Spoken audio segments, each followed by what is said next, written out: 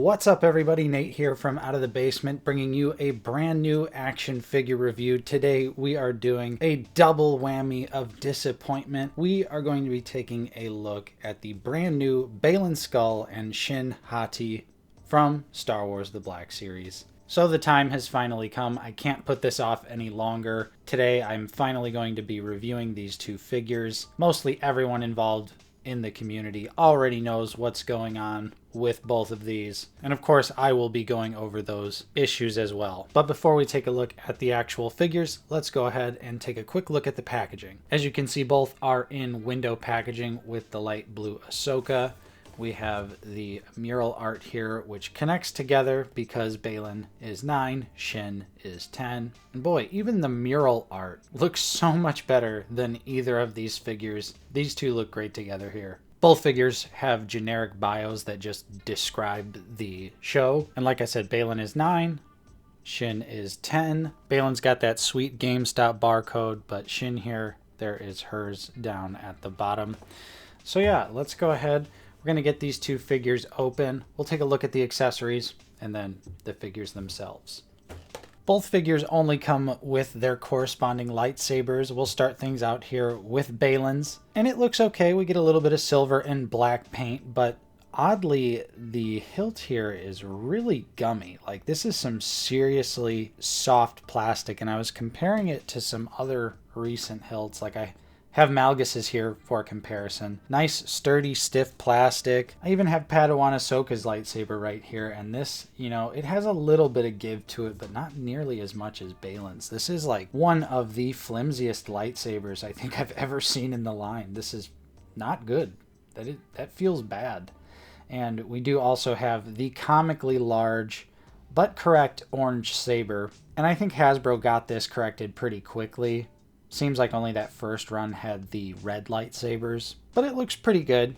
But of course, it's completely random in size because they decided that since it looked like BAYLAN had a long lightsaber, that they would give him one. And this is, in fact, inaccurate. They reused partially the Malgus saber here. BAYLAN's is not quite as long. But yeah, it looks absolutely ridiculous, especially when you have him hold it. We do have a small hoop for storage, and it hooks on right here. And here we are with SHIN's, and again, it's that same really flimsy plastic for the hilt, and it looks okay. SHIN's saber has a little bit of silver, some dark like gunmetal gray, and then just some gray plastic for the grip. She has a more appropriately sized lightsaber, and the orange here does look nice. I will say that. SHIN's saber at least looks good. And so now let's go ahead and jump into the figures. And so here is the dreaded duo out of the packaging, and it becomes immediately apparent everything that is wrong with both of these figures. Of course, mainly, they are the complete wrong heights. BAYLAN should be much taller than SHIN, and SHIN should be shorter. These are both 6-inch figures, like they are both exactly 6 inches tall. Now I have BAYLAN in a little bit of a pose there, but if I had him standing straight up, you could see that they are essentially the same size, which is just not the case.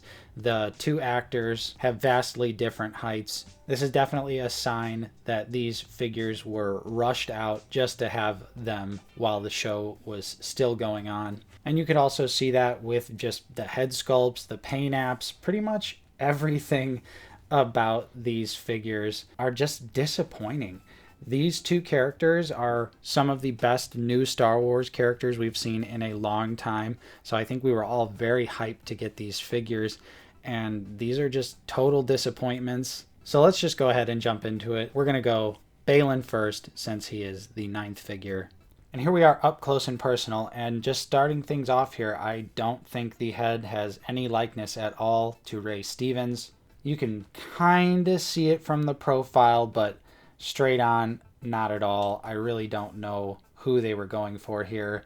The cheeks are like really puffy, and it has this weird photoreal paint application on the mustache and beard to give it a little bit of shading, and it just looks so artificial. The hair's not too bad, although I do think it is the wrong color. And it's just really unfortunate because obviously Ray Stevens recently passed away. And to get this figure after that and it just looks nothing like him is definitely a little embarrassing.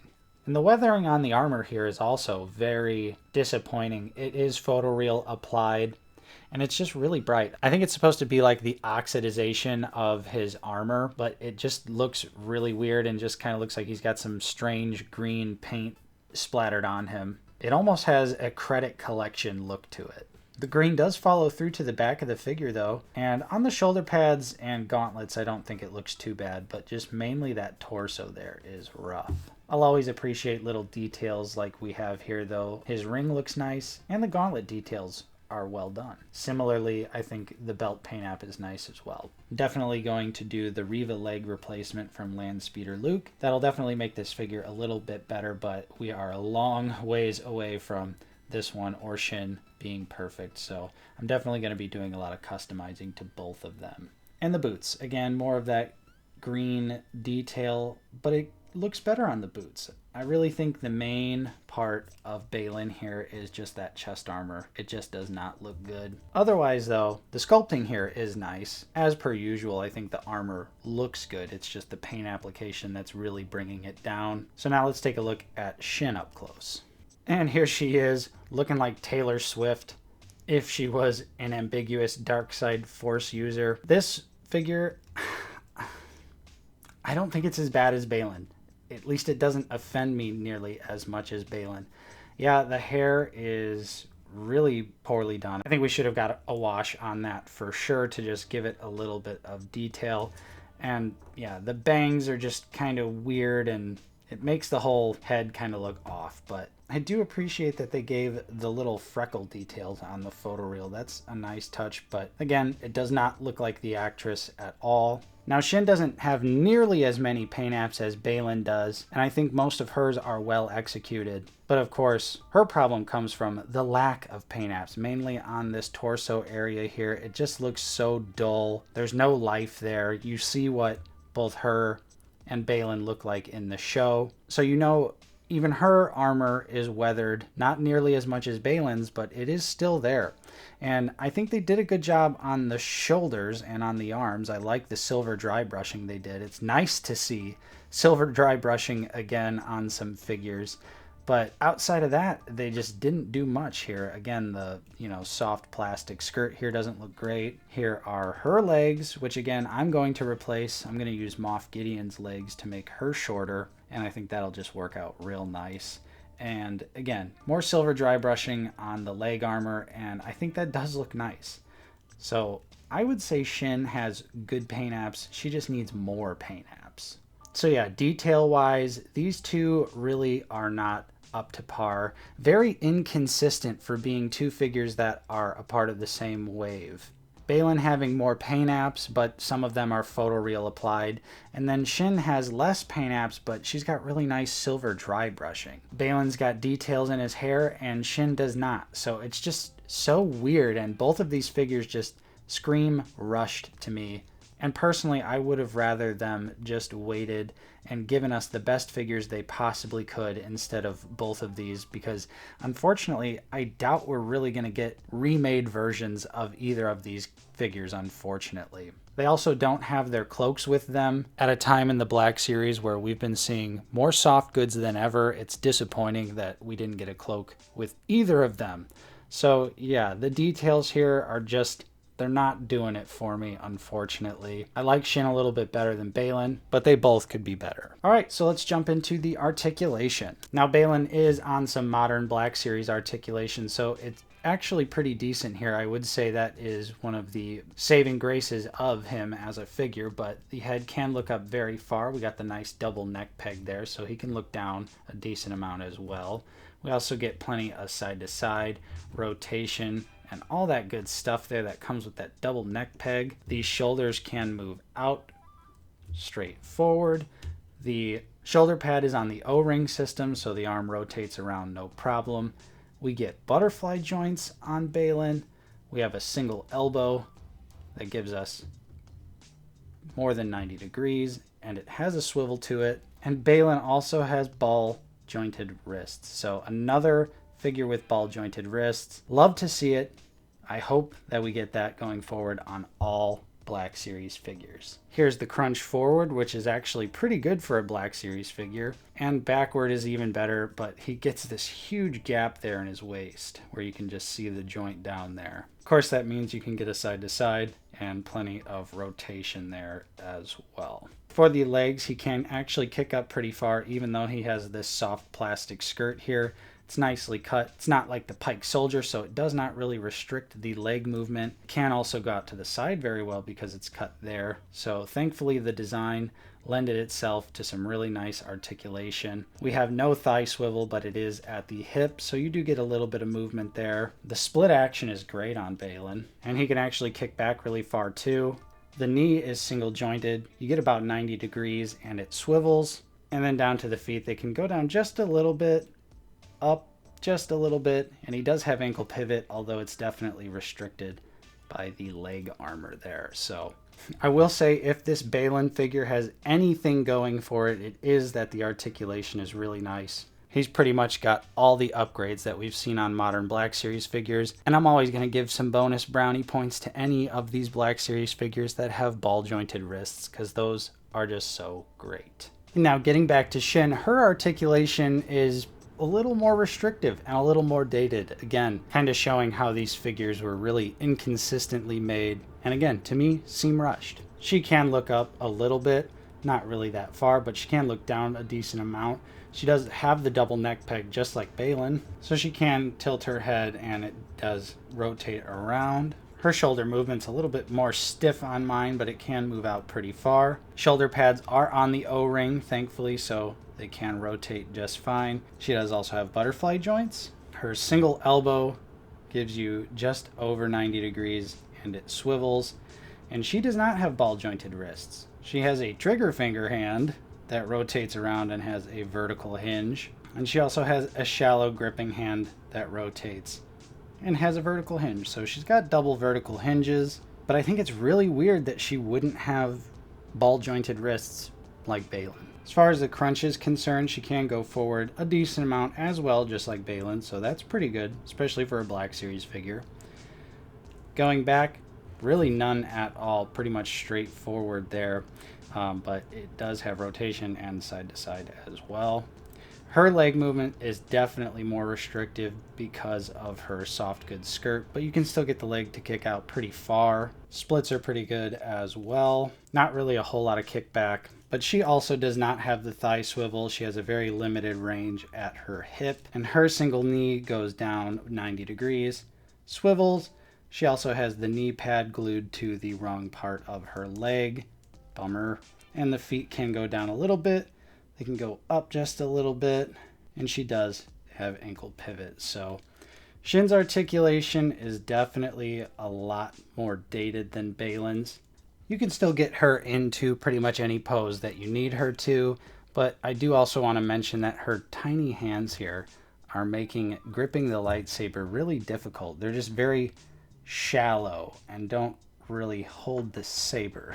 And I know I'm being super nitpicky with these two, but I really liked their characters and I really wanted their figures to be awesome, and both of these are just not it. So lastly, let's finish out this review with a few comparisons to some other figures from the Black Series. First up, we have the archive release of Grand Admiral Thrawn, and we also have my custom painted Marok here, and you can just see BAYLAN small, SHIN tall.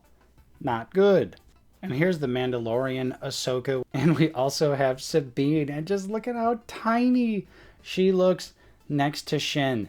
Her and SHIN are almost the same exact height. I think SHIN might just be a hair taller, but these two together, just, that is comical. It is such a comical size difference between these two figures. You can't tell me that that is correct. And I think Sabine is the right height, so I'm not sure why, I'm not sure how, but something happened with BAYLAN and SHIN. They just have so many things wrong with them. It's almost astounding. We haven't seen a fumble this hard in the Black Series in a while. And so there you have it, folks. There was my review for the Black Series BAYLAN SKOLL and SHIN HATI, both colossally disappointing figures. It's so sad that they felt the need to rush these figures out, when if they could have or would have just taken their time, we could have gotten some truly special figures of some really great modern Star Wars characters.